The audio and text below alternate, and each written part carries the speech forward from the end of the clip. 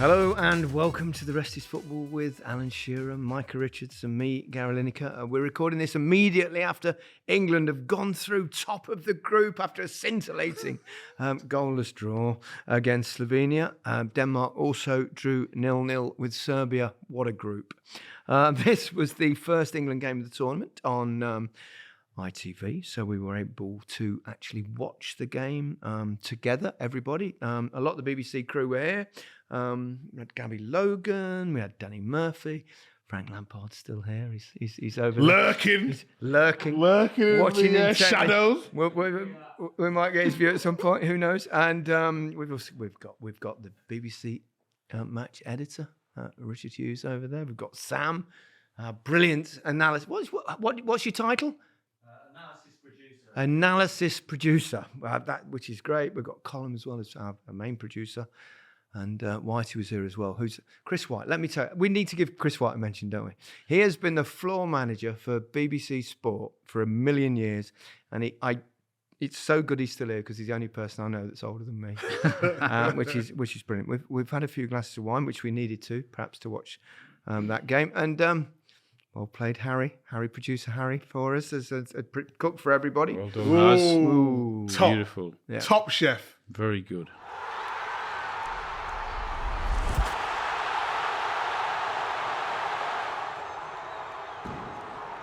Right.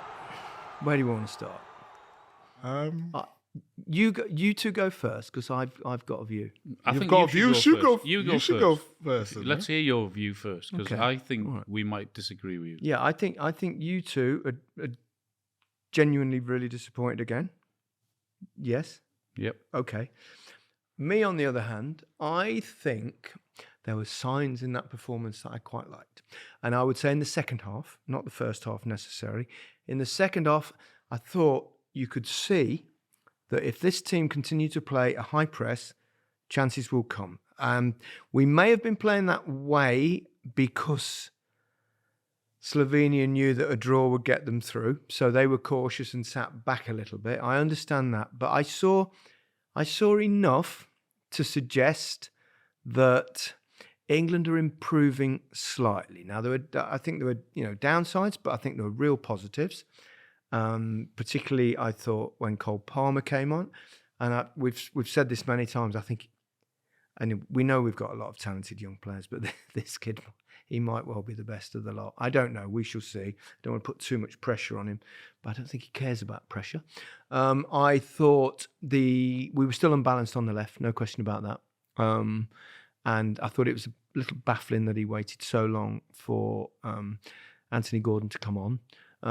Because I think Foden was playing there, but then he was switching to Bellingham, and I don't think that really helped either of them in a way because they were neither here nor there. But I saw what I did see in the second half, which is, I'm trying to put the positive spin on it. What I did see in the second half was energy, and I haven't seen energy apart from the first half an hour of the first game in the other performances. Do you know who we were playing tonight? A team ranked 57th. Slovenia. They've got a really good goalkeeper. Oblak, yeah, he's very good. They might play Netherlands in the next round, but they might not. It's complicated. We all know this third place thing is a little bit strange, and I think also that the format of this competition is deeply flawed, which I'll come to in a minute. But England could play. Obviously Netherlands, which is probably the most likely. But if Czech Republic beat Turkey or Georgia beat Portugal, it'll be a second-string Portugal team up because they've already won the group. If either of them win, they'll play England. We've had 5 glasses of wine. Well, England will play the third place in Group E. That's what I'm saying. Or if they don't, England will play Netherlands, right? I've only had 3 glasses. This is factual. This is facts. I'm reading out facts of how the draw works, Micah. Well, you asked me to go first. Let's hope the audience have not been drinking because, that just went from one ear and out the other. He's got rather big ears as well, by the way. Do you know what I was thinking? Go on, Alan, in you go, son. Get in. You tee me up, Micah. You bold-headed bastard. Tournaments are hard. That's what I'm saying. It's hard. It's tough. It's difficult. And I think we're always a little bit guilty of expecting so much from our team, particularly when you've got talent like this. And I'm as guilty as anyone of that. But in this particular performance, apart from the fact that they didn't score any goals against a team ranked 4,000th in the world, I thought there was enough in there. I enjoyed certain performances, and I thought Judy's struggling a little bit at the moment, but I think he's trying too hard. He's chasing down lost causes, but I think if Gordon comes in and gives us some balance on the left, or someone that gives us balance. I mean, I don't know whether Cole Palmer could play on the left because he's really good with his left foot. Maybe that's a possibility, but I think there's enough there in the second half. Enough there just to make me think, for the first time, this England team has some energy which they haven't before. You asked me to go first. Are you done? Are you done? If I was a cynic, one would say one was frightened of getting criticised again. Me frightened of getting criticised. Never in my life frightened of getting criticised. I'm telling you as I see it. Okay. I thought the first half was really dreadful, and once again, no high press. Occasional couple of little bits. I thought it was really poor. I didn't like the team selection. I thought it was incredibly conservative. But in the second half, the fact he actually made a substitution at half time, I thought Mainu did really well. I thought Palmer did really well when he came on, made a difference. I thought Kane had a bit more energy than he had in the first two games. I'm just trying to look for the positive. I'm not saying it was a great performance. Not at all. But there was something there, a little bit of something better than the other two games. We agree with the positives in terms of being higher up in the second half. But we can't be coming away from that game thinking England had a very good game. Never said that. It's just, you're looking for the positives. Yeah. I'm within looking for, it. I said a little bit of something, a bit of energy in the second half that I hadn't seen, certainly in the Denmark performance. It was A bit of flat. energy. I mean, really? The second Is that what half? you're getting excited about? A bit of energy. We're playing Slovenia. I'm 63. Denmark. I'm 63. A bit of energy at and my Serbia. age is Well, gratefully received. There's something you can take for that, Gary. Well, maybe I have. I haven't. I think. Okay, my turn. First half was really poor. Agreed. He got the selection wrong again in terms of playing Gallagher in the midfield. Agreed. By his own admission, that you can tell that because he took him off at half time. That didn't work. I thought Mainu coming on was a positive. He did well. I thought he'd made his substitutions too late, given Palmer 20 minutes ish.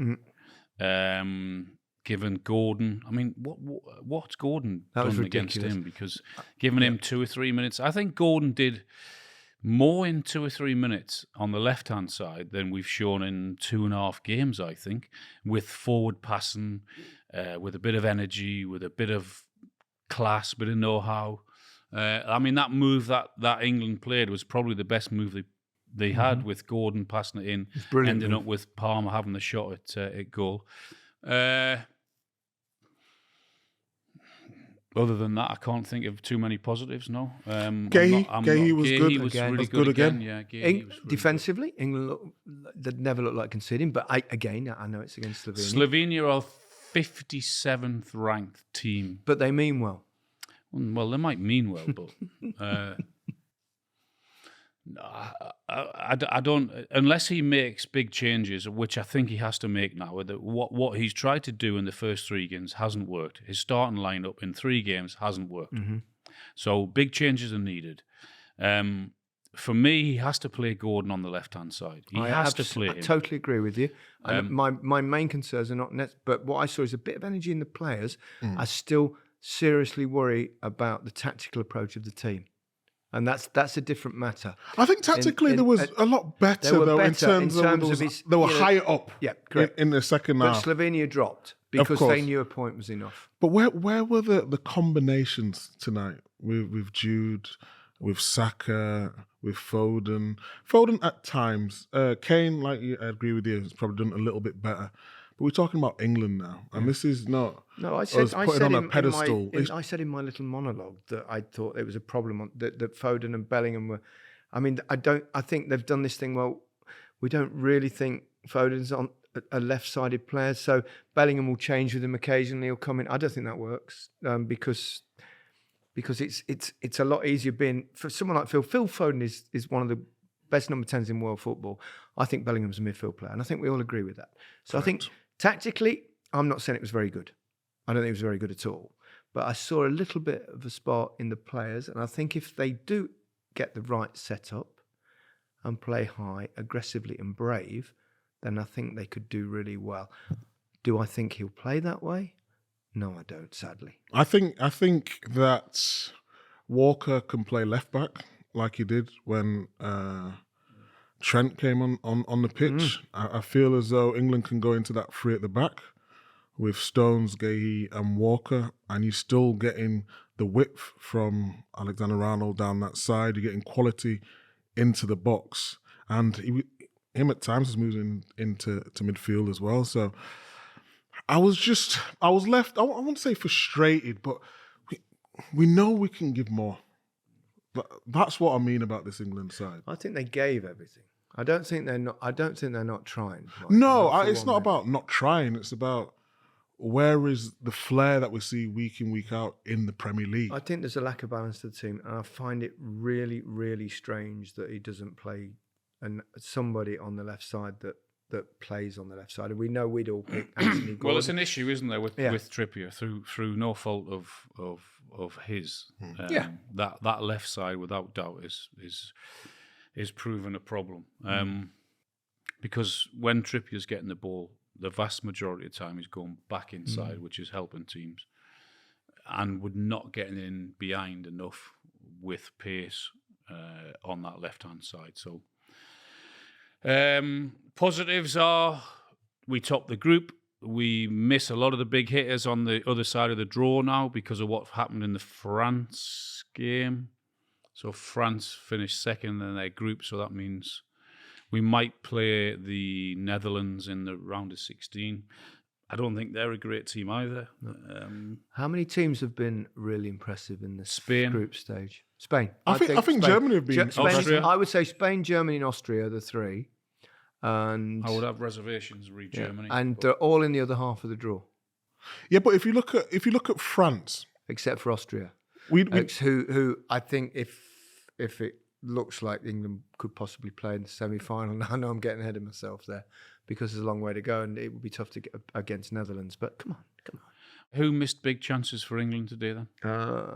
Against Slovenia. Gallagher missed a header. He should have scored. No, we didn't create any great chances. that is my point. I understand that. I understand. All I'm talking about is the energy. I thought I saw enough that on another day you could create a few chances, and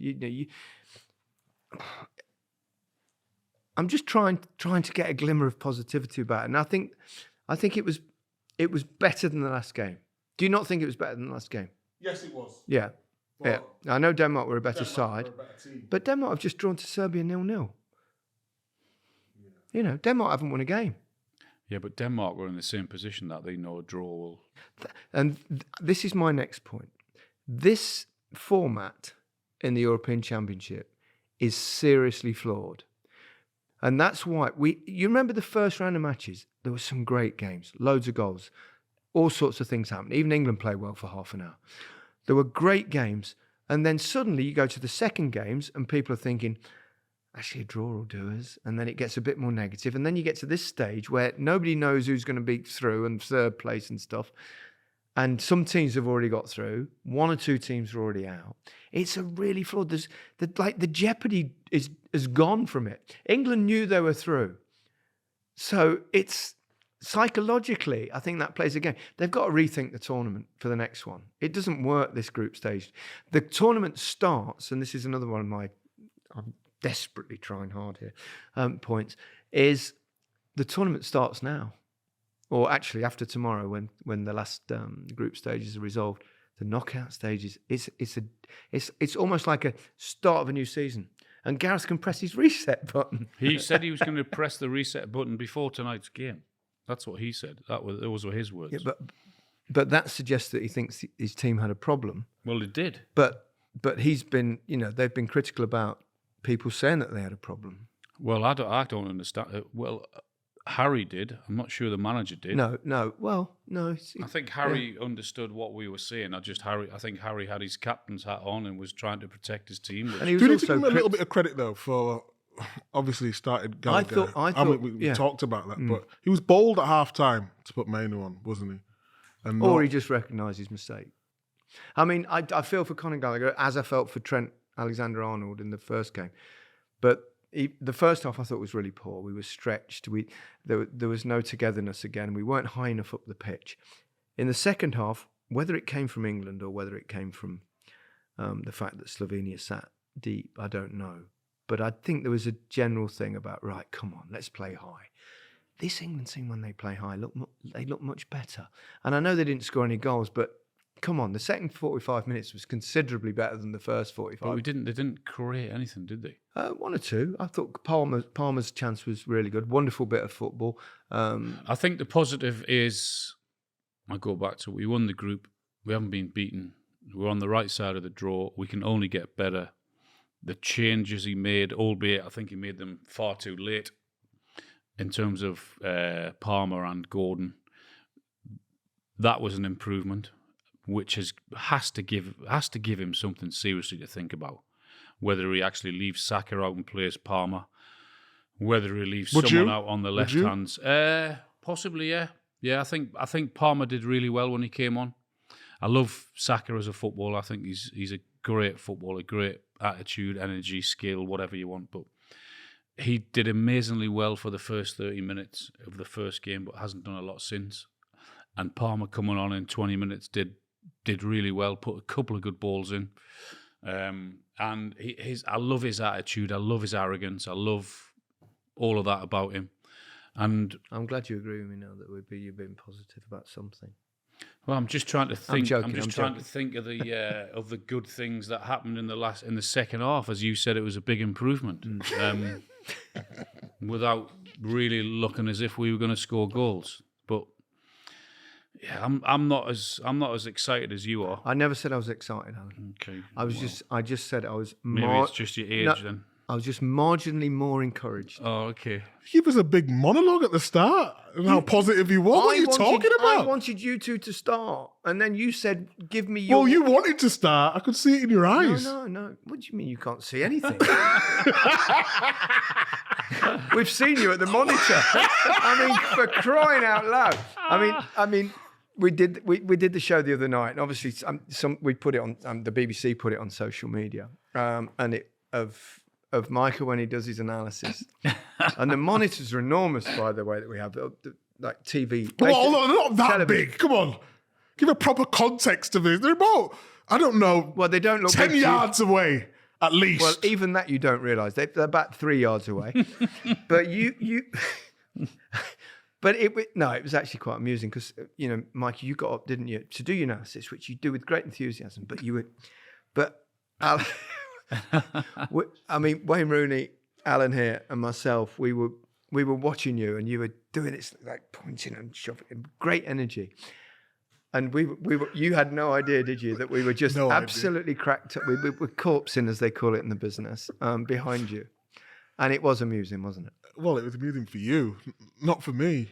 I don't know why. Just did a great tactical piece. I was just going to say that. Yeah, the piece that you did was amazing. Well, I didn't even say it. I just thought it might have been, but I just like you getting excited. I'm not sure we've really got your view. Before we go to the break. My view? Yeah. I agree with you in terms of they were higher in the second half. I think there's positives to take from the game. But I agree with Alan in the overall that it wasn't good enough.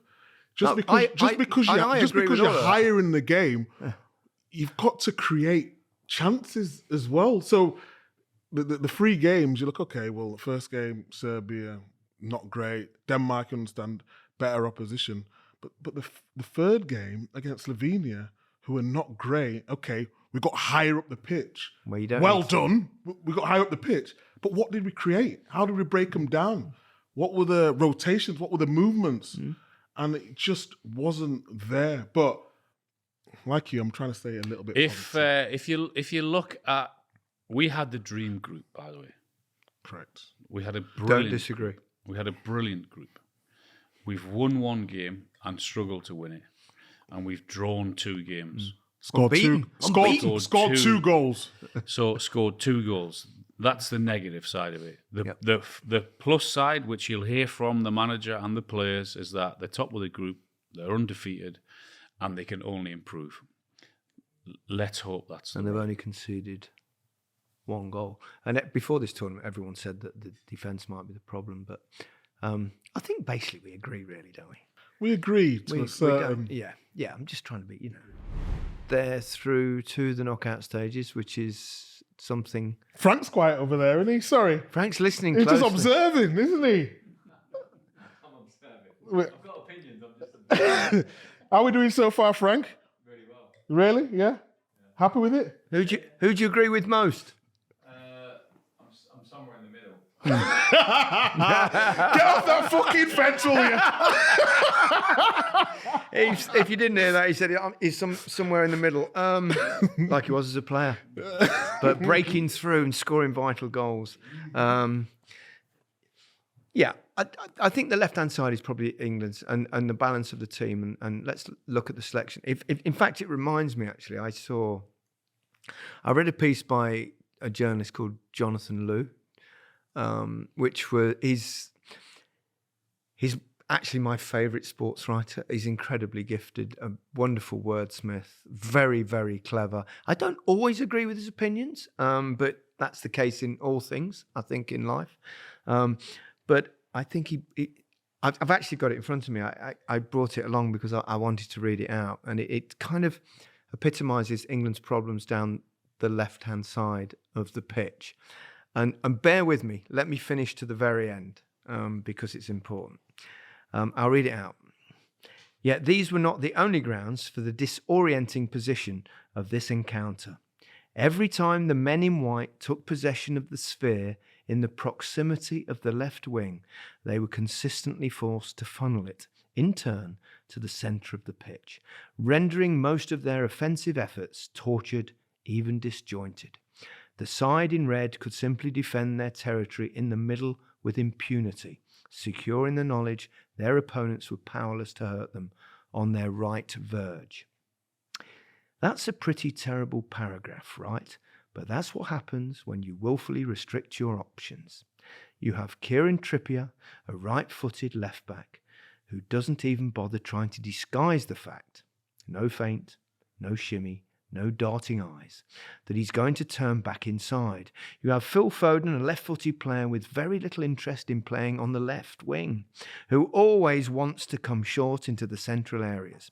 England are essentially a team playing on 70% of the pitch, which is like trying to write an entire paragraph, like I did above, without using the letter A. Wow. Very clever. Amazing. And in many ways...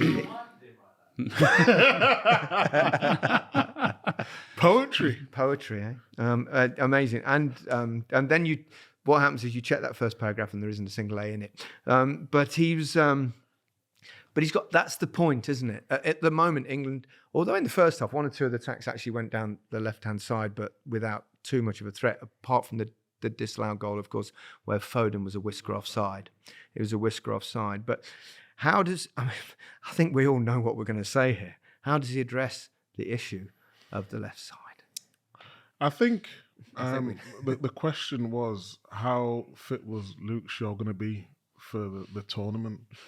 And I mean, he's not played a minute. So it was a massive risk. He can't feature now, can he? It's too late. It's too late, isn't it? He can't get his fitness in a knockout, can he?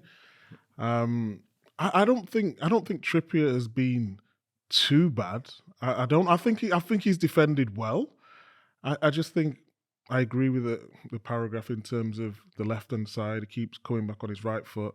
It's very difficult to build out from the back when he's very, I won't say one-footed, but he wants to come inside all the time. And Foden doesn't like to play on the wing, but we can see that. Yeah. So I'm surprised the fact that Gareth keeps persisting in playing that. Do you not think when they play today, though, they'd obviously... I think he's spoken to Bellingham and Foden and said, right, okay, you keep swapping. One goes left and then one goes in the 10 and then one goes... But that's a strange thing to do, isn't it? Throughout the whole game. And I think the first half, and even in the second half, I thought, sometimes Bellingham's on the left-hand side, and Jude he's had a bad night, and he's had a couple of, having had a great opening game, he's struggled since. I think he chases lost causes a lot. What do you mean, waste a lot of energy? Yeah, I think sometimes you can see him sprinting. I understand why, because he's so determined to help the team and stuff, but I think sometimes you've got to reserve your energy a little bit, but that's experience. He's only 20. But I thought that left side it's still not quite right. Foden's a 10. Foden's a 10. I think defensively we've been all right, yeah, that's the plus, isn't it? Pickford hasn't had to make many saves. Made a couple, maybe one in the first game, didn't he? One in the first game against Serbia. Didn't have hardly anything to do tonight. A couple of straight at him, maybe one or two in the first half. But so I don't think defensively is a problem. I think defensively is how Gareth has set up, how he does set up, and he wants it to be solid. And in the main, they have been pretty solid.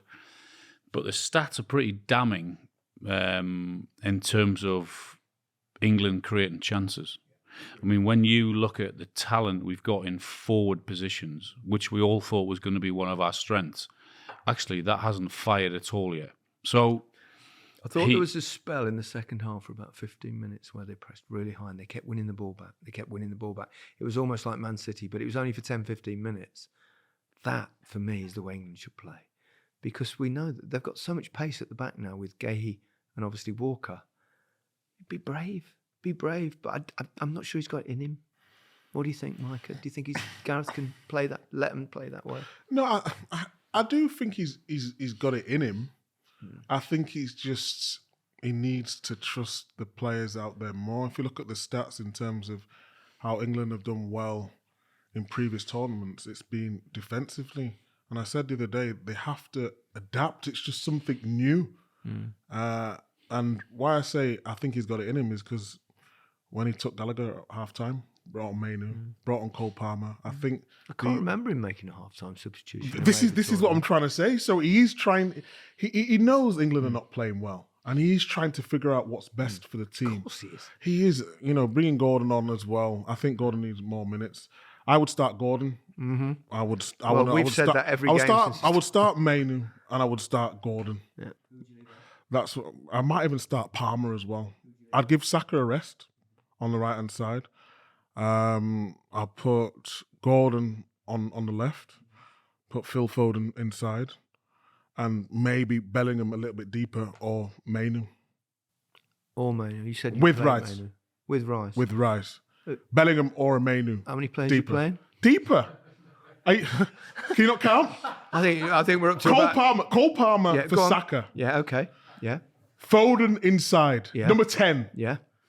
Left hand side, we're going with Gordon. Yeah. Kane. Kane. Yeah. There's your 4. Yeah, and then Mainu. Yeah. Or a Bellingham. All Bellingham. I said all Bellingham. You're not listening. Well, so you... Did I say all Bellingham? No, I did. That's my... Wash your ears out. So you'd leave Bellingham out? Hey, take some washing those things. Yeah, Mainu or Bellingham. That's 2 ear jokes. Sorry. What? You got no chance of getting him on that one. One more ear joke, you get to keep me. Yeah, I think Bellingham's got to go further back now. I think it's time. So Foden. So Rice is out. Who are you leaving out? That's what I'm saying. Rice. Oh my God, are you not listening? How much have you had to drink tonight? Nothing. Rice. Two yeah. And Bellingham, like we've said since the start of the tournament. Mainu as well. Oh, I said, oh! You're a stickler for grammar. You're not listening. Oh! I'm asking which one you're going to leave out. I would start Bellingham deeper. So no Mainu.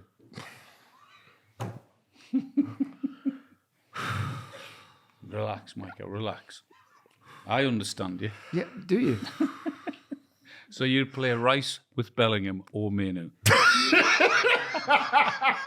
But which one? That's all I'm asking. I would start with Bellingham and Rice. That's what I would. And Foden ahead of him as number 10. Which is actually the kind of threesome that we've always wanted. Would you threesome? would you still start with Trippier left back?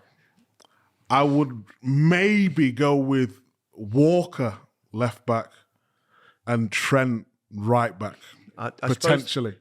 I get that thinking because even though Walker's not naturally on the left-hand side, neither's Trippier, but Walker doesn't necessarily contribute particularly attacking-wise. Goes into a 3 at the back. And then you could twist into a 3 and put... Correct. Would you be worried slightly that therefore all the pace of the defence is on the left-hand side? Not particularly, no. No, that's all right. I'm No. only asking the question. Because obviously Stones would be playing more to the right-hand side. You got Gahey in the middle and you got Walker to the left, so I don't think it's a problem at all. Alan, what would you do? I wouldn't discourage that. Yeah, I would think I would definitely find a place for Gordon in the left hand side. Kane, I would go along with you in terms of resting. I thought Kane was better today. I thought he showed a lot more life in his game, but that's probably because the team played a bit higher. I don't think you can leave Kane out. I agree. Even if he had an absolute stinker tonight, which he didn't. He was more involved a bit, but you can't leave Harry Kane out, your captain and your goal scorer and one of your best players. So I would, without doubt, play him. And I would perhaps rest Saka. Play Palmer and bring Palmer in. Yeah, I think he showed enough in the 20 minutes to give us what we need. I think he could be very. Foden in the 10, and I would go along with Bellingham and Rice in the middle of the park, which we've said before the. Before So we the agree. tournament. Yeah, why do you think it is that he I won't disagree with you. play Bellingham in there? Why do you think that is? I haven't got a clue. It's a funny one, isn't it? Because he's always been a kind of midfield player. I know he's played a mixture of positions for Real Madrid, including a false 9 and 10, but he's also played as an 8 quite a lot, and he's got great energy.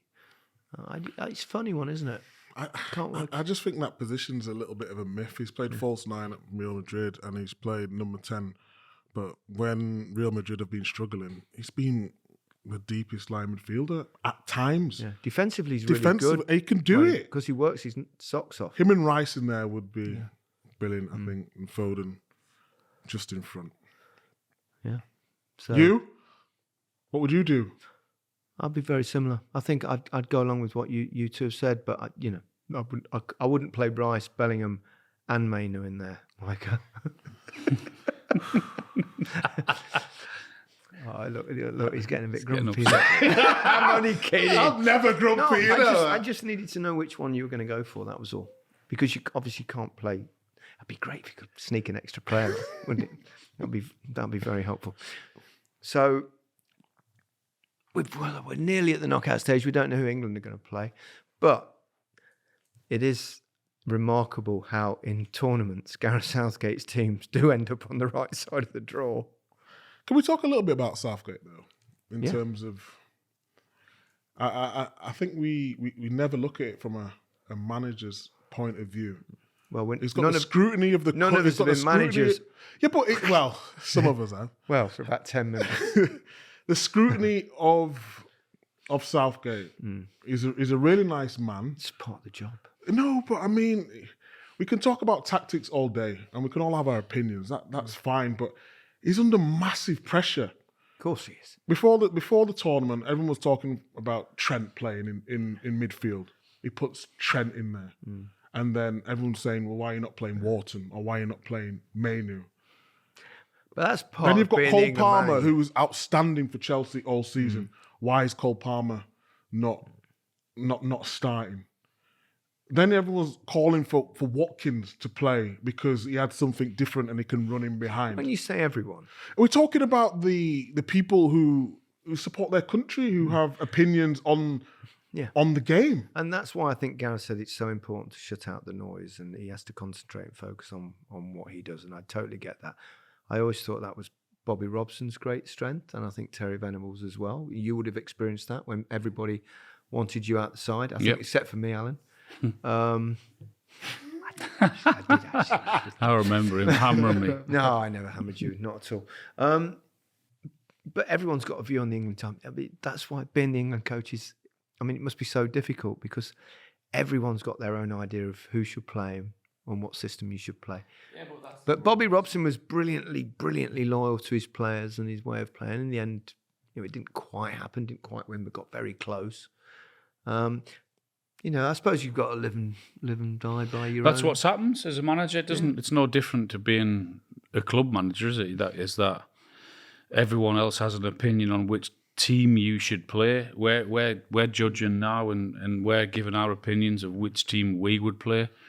But the only opinion that matters is his, and he will live or die by his decisions. He knows, and we've said it before, I think he'll walk away anyway if he doesn't win the tournament. So he knows that every decision is scrutinised, every result, everything else with the England squad is judged 10 times more than probably is at club level, because we all want our country to do well. We'll all discuss what's gone wrong and right or whatever it is, and people will agree and disagree. But the bottom line is we all want England to do well. And I think it's really important to point out, nobody wants them to do better than Gareth Southgate wants them to do. Absolutely. I mean, he will care. I mean, absolutely. You can disagree with the way he sets his team out, who's playing stuff, but nobody wants it more than him. Yep. And he's, be trying desperately hard and thinking it's what was it always called? The impossible job, wasn't it? Unless you win a tournament. Yeah, but I think it's more this tournament because of what we feel is the pool of talent that England now have. And I think the expectation has gone from 8 to 10, and everyone thinks that. I mean, the and we were one of the. expectation We are. There's one of. I mean, France are the favourites, and France have. I'm not seeing. I'm telling you now, in enough France, from they'll be France, saying the by the same way. thing. Yeah, the same thing. Yeah, so- everyone will be saying the same thing. Yeah, I would say the only team that's impressed really are the big hitters are Spain. And Germany. Of the outsiders, I'm not convinced with Germany. I mean, they could go on and improve and get better. The outsiders, Austria without doubt. But excellent. France are Spain are the big hitters. And what are do the they only have in ones that common? have done What do really, Spain really and well. Austria have in common? What they press high. Unbelievably high.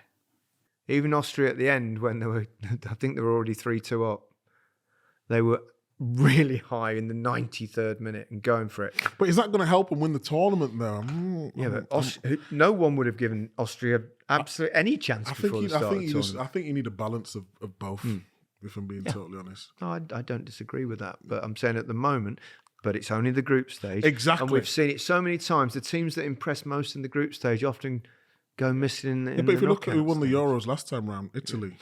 Yeah. There was a defensive team, tactically very good. Yeah, it's same.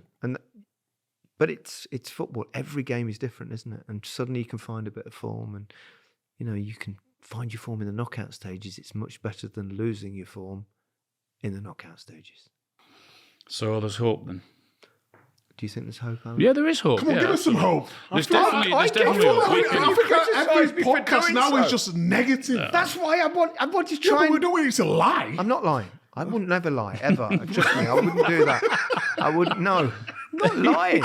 I genuinely saw like the first glimmers of something in this tournament. And well, we can without doubt massively improve, and we're going to have to, because I haven't seen anything in the first 3 games other than 30 minutes in the first game to get me excited. Other than Palmer and Gordon coming on with 20 minutes and 3 minutes to go. Yeah. Well, that's something, Alan, isn't it? Anyone disagree with that? No, I agree with you. Unfortunately. I saw a little bit more than that. So yeah, we can improve, and we're going to have to. Yeah. Okay, what a way to finish. So positive, Alan. Sorry. Come on, England. Just telling it how it is. Brilliant stuff. That's it, really. Goodbye from me. Goodbye from me. Goodbye from me.